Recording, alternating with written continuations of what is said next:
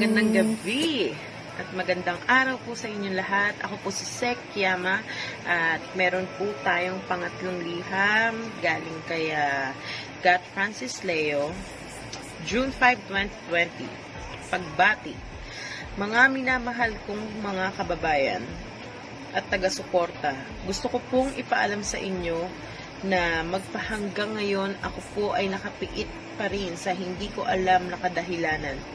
Ang sabi nila, ako daw ay scammer.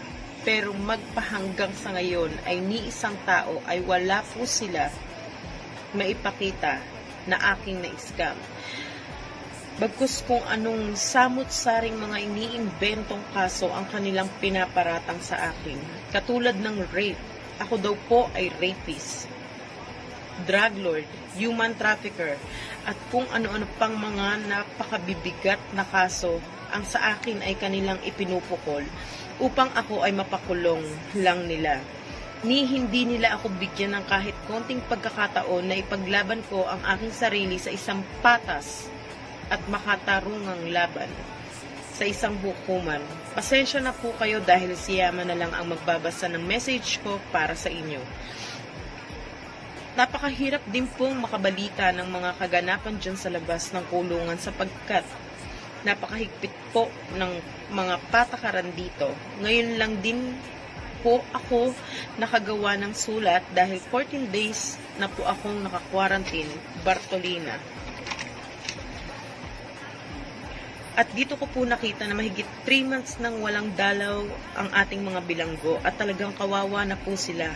Kaya po nang sinabi ko na uulitin ko kahit ako po ay nakakulong, patuloy po akong tutulong sa ating mga kapuspalad nating mga kababayan. Kahit ako po ay nasa kulungan, hindi po ito ang magiging hadlang sa pagtulong sa ating mga kababayan at makakaasa po kayo na ipagpapatuloy po namin ang aming pagtulong hanggang malampasan ang ating pinagdadaanang epidemya. The only one thing for the evil to go triumph is for the good man to do nothing. Salamat sa aking team na bumuo nito at may pusong manilbihan sa masang Pilipino.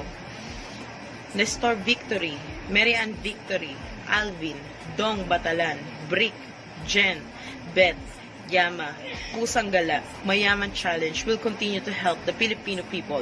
Salamat po. Mga kapatid, maraming salamat po sa lahat ng mga sumusuporta, nagdadasal at nagmamahal kay Francis Leo Marcos. At sana po, kung sino man po ang may pakana ng panggigipit,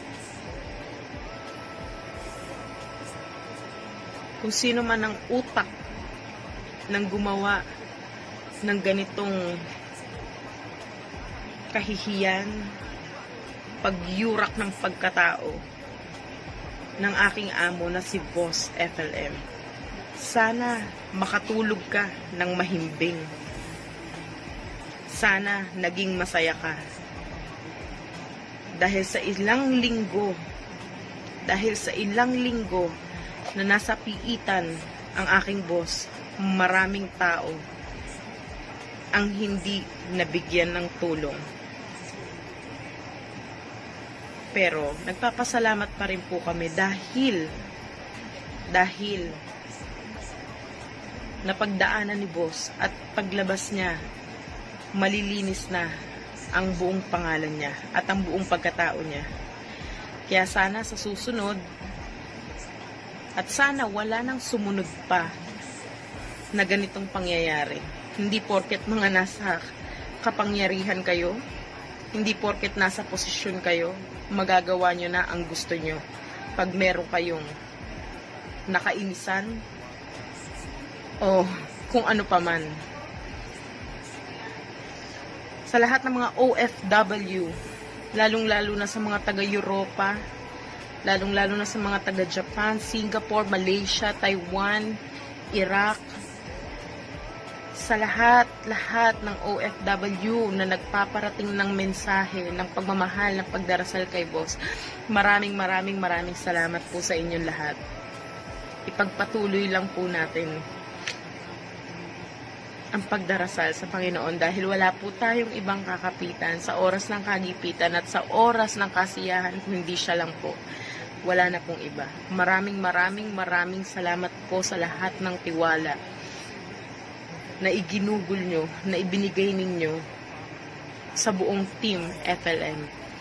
Malalagpasan po natin to. Maraming salamat.